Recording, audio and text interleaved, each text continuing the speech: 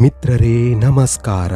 ನೀವು ಎಂದಾದರೂ ಗಮನಿಸಿದ್ದೀರಾ, ದೇವರ ಮುಂದೆ ಹಚ್ಚಿದ ದೀಪದ ಬತ್ತಿ ಕೊನೆಯವರೆಗೂ ಸಂಪೂರ್ಣವಾಗಿ ಉರಿದು ಹೋಗುವ ಕ್ಷಣವನ್ನು?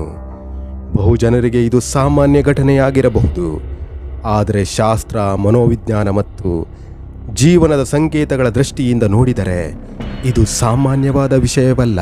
ಇವತ್ತಿನ ಈ ಒಂದು ವಿಡಿಯೋದಲ್ಲಿ ನಾವು ಇದನ್ನೇ ತಿಳಿದುಕೊಳ್ಳೋಣ. ದೀಪದ ಬತ್ತಿ ಸಂಪೂರ್ಣವಾಗಿ ಉರಿದರೆ ಅದು ಯಾವ ಸಂದೇಶವನ್ನು ಕೊಡುತ್ತದೆ? ಇದು ಶುಭವೇ ಅಥವಾ ಎಚ್ಚರಿಕೆಯ ಸಂಕೇತವೇ? ಈ ವಿಡಿಯೋ ಕೊನೆವರೆಗೂ ನೋಡಿ. ನೀವು ದಿನವೂ ನೋಡುವ ದೀಪದ ಅರ್ಥವೇ ಬದಲಾಗಬಹುದು. ಹಾಗಾದರೆ ದೀಪದ ತತ್ವವೇನು? ಭಾರತೀಯ ಸಂಸ್ಕೃತಿಯಲ್ಲಿ ದೀಪ ಎಂದರೆ ಬೆಳಕು ಮಾತ್ರವಲ್ಲ, ಅದು ಜೀವನ, ಚೇತನ, ಪ್ರಾರ್ಥನೆ ಮತ್ತು ಸಂಕಲ್ಪದ ಪ್ರತೀಕ. ದೀಪ ಹಚ್ಚುವುದು ಎಂದರೆ ಅಂಧಕಾರದಿಂದ ಬೆಳಕಿನ ಕಡೆಗೆ ಹೋಗುವುದು, ಅಜ್ಞಾನದಿಂದ ಜ್ಞಾನಕ್ಕೆ ಸಾಗುವುದು, ಮನಸ್ಸಿನ ಅಶುದ್ಧಿಯಿಂದ ಶುದ್ಧತೆಗೆ ಪ್ರವೇಶ.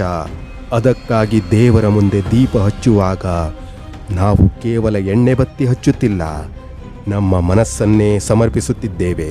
ಬತ್ತಿಯ ಪಾತ್ರವೇನು? ದೀಪದಲ್ಲಿ 3 ಅಂಶಗಳಿವೆ. ಎಣ್ಣೆ ಎಂದರೆ ಶಕ್ತಿ, ಬೆಂಕಿ ಎಂದರೆ ಚೈತನ್ಯ, ಬತ್ತಿ ಎಂದರೆ ನಮ್ಮ ಜೀವನ. ನಮ್ಮಲ್ಲಿರುವ ಕೆಟ್ಟ ಕರ್ಮಗಳನ್ನು ಸುಡುವುದು ಎಂದು ಅರ್ಥ, ಇತರರಿಗೆ ಬೆಳಕು ನೀಡಲು. ಹೀಗಾಗಿ ಬತ್ತಿಯು ಉರಿಯುವ ರೀತಿ ನಮ್ಮ ಜೀವನದ ಸ್ಥಿತಿಗೆ ಹೋಲಿಸಲಾಗುತ್ತದೆ. ಸಂಪೂರ್ಣವಾಗಿ ಉರಿದರೆ ಅರ್ಥವೇನು? ದೀಪದ ಬತ್ತಿ ಮಧ್ಯದಲ್ಲಿ ಆರದೆ ಕೊನೆಯವರೆಗೂ ಶಾಂತವಾಗಿ ಉರಿದು ಹೋಗಿದರೆ, ಶಾಸ್ತ್ರದ ಪ್ರಕಾರ ಇದು ಹೇಳುವುದು ನಿಮ್ಮ ಪ್ರಾರ್ಥನೆ ಪೂರ್ಣತೆಯನ್ನು ತಲುಪಿದೆ, ನಿಮ್ಮ ಸಂಕಲ್ಪದಲ್ಲಿ ವ್ಯತ್ಯಯ ಇಲ್ಲ, ಮನಸ್ಸು ಏಕಾಗ್ರವಾಗಿದೆ. ಅಂದರೆ ದೇವರಿಗೆ ಅರ್ಪಿಸಿದ ನಿಮ್ಮ ಪ್ರಾರ್ಥನೆ ಅಪೂರ್ಣವಾಗಿ ಉಳಿಯಲಿಲ್ಲ. ದೇವರ ಅನುಗ್ರಹದ ಸಂಕೇತ. ಹಳೆಯ ಕಾಲದಲ್ಲಿ ಹಿರಿಯರು ಹೇಳುತ್ತಿದ್ದರು, ಬತ್ತಿ ಕೊನೆಯವರೆಗೂ ಉರಿದರೆ ದೇವರ ನಿಮ್ಮ ಮಾತನ್ನು ಕೇಳುತ್ತಿದ್ದಾನೆ. ಇದು ಅಂಧವಿಶ್ವಾಸವಲ್ಲ, ಮನಸ್ಸಿನ ಸ್ಥಿರತೆ ಮತ್ತು ಪರಿಸರದ ಶುದ್ಧತೆಯ ಸೂಚನೆ.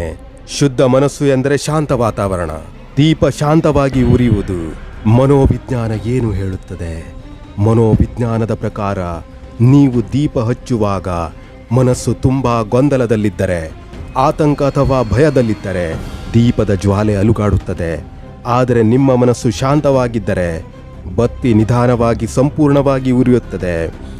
ಅಂದರೆ ದೀಪ ನಿಮ್ಮ ಒಳಮನಸ್ಸಿನ ಪ್ರತಿಬಿಂಬ. ಸಂಪೂರ್ಣವಾಗಿ ಉರಿಯುವ ಬತ್ತಿ ಏಕಾಗ್ರತೆ. ಇಂದಿನ ಕಾಲದಲ್ಲಿ ಬಹುತೇಕ ಜನರಿಗೆ ಏಕಾಗ್ರತೆ ಇಲ್ಲ.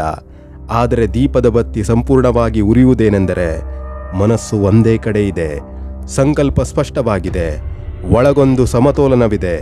ಇದು ಬಹಳ ದೊಡ್ಡದಾದ ವಿಷಯ. ಕೆಲವರಿಗೆ ಮಾತ್ರ ಇದು ಏಕೆ ಆಗುತ್ತದೆ? ಎಲ್ಲರ ದೀಪದ ಬತ್ತಿ ಏಕೆ ಸಂಪೂರ್ಣವಾಗಿ ಉರಿಯೋದಿಲ್ಲ? ಇದರ ಕಾರಣಗಳು: ಮನಸ್ಸಿನಲ್ಲಿ ಅನುಮಾನ, ತಾತ್ಕಾಲಿಕ ಪ್ರಾರ್ಥನೆ, ನಂಬಿಕೆ ಇಲ್ಲ, ಆತುರ.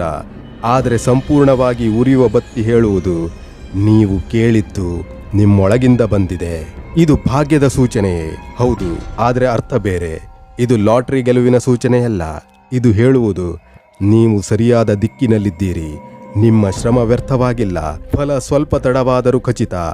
ಅಂದರೆ ಭಾಗ್ಯ ನಿಮ್ಮ ಜೊತೆ ನಡೆಯುತ್ತಿದೆ. ನಕಾರಾತ್ಮಕ ಅರ್ಥವಿದೆ. ಬತ್ತಿ ಸಂಪೂರ್ಣವಾಗಿ ಉರಿದರೆ ಏನು ಆಗುತ್ತದೆ? ಮನೋವಿಜ್ಞಾನ ಹೇಳುವುದೇನೆಂದರೆ ಇದು ಮನಸ್ಸಿನ ಸ್ಥಿರತೆ, ಏಕಾಗ್ರತೆ, ಸಂಕಲ್ಪದ ಪೂರ್ಣತೆ. ಇವುಗಳ ಸೂಚನೆ ನಕಾರಾತ್ಮಕ ಸಂದೇಶವಲ್ಲ, ಇದು ಅಪಶಕುನವಲ್ಲ. ದೀಪ ಬೆಳಕಿಗಾಗಿ, ಭಯಕ್ಕಾಗಿ ಅಲ್ಲ. ಬತ್ತಿ ಉರಿದದ್ದು ನಿಮ್ಮ ಒಳಗಿನ ಶಾಂತಿಯ ಪ್ರತಿಬಿಂಬ.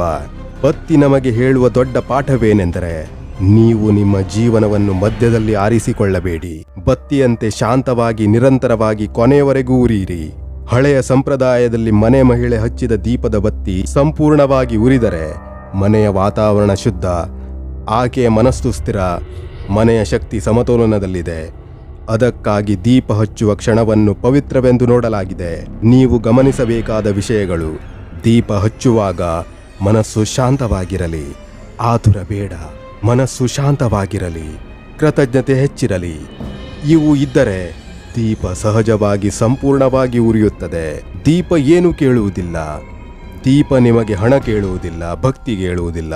ಅದು ಕೇಳುವುದು ಒಂದೇ: ನೀವು ನಿಮ್ಮೊಳಗೆ ಪ್ರಾಮಾಣಿಕರಾಗಿದ್ದೀರಾ? ಆ ಉತ್ತರ ಹೌದು ಆಗಿದ್ದರೆ ಬತ್ತಿ ಕೊನೆವರೆಗೂ ಉರಿಯುತ್ತದೆ. ಕೊನೆಯದಾಗಿ ಹೇಳುವುದೇನೆಂದರೆ, ಮುಂದಿನ ಬಾರಿ ದೇವರ ಮುಂದೆ ದೀಪ ಹಚ್ಚುವಾಗ ಬತ್ತಿಯನ್ನು ಮಾತ್ರ ನೋಡಬೇಡಿ, ನಿಮ್ಮ ಮನಸ್ಸನ್ನು ಗಮನಿಸಿ. ಏಕೆಂದರೆ ದೀಪ ಉರಿಯುವುದು ಹೊರಗೆ, ಆದರೆ ಅದರ ಅರ್ಥ ಹುಟ್ಟುವುದು ನಿಮ್ಮೊಳಗೆ. ಈ ವಿಡಿಯೋ ನಿಮಗೆ ಇಷ್ಟವಾಗಿದ್ದರೆ ಖಂಡಿತವಾಗಿಯೂ ಲೈಕ್ ಕೊಟ್ಟು ಸಹಕರಿಸಿ. ಇದೇ ರೀತಿಯ ಬೇರೆ ಬೇರೆ ವಿಡಿಯೋಗಳಿಗಾಗಿ ಲೋಕ್ ಡೈರೀಸ್ನ ಸಂಪರ್ಕದಲ್ಲಿರಿ. ಮುಂದಿನ ವಿಡಿಯೋದಲ್ಲಿ ಮತ್ತೆ ಭೇಟಿಯಾಗುತ್ತೇನೆ. ಅಲ್ಲಿಯವರೆಗೆ ಧನ್ಯವಾದಗಳು ತಮಗೆಲ್ಲರಿಗೂ.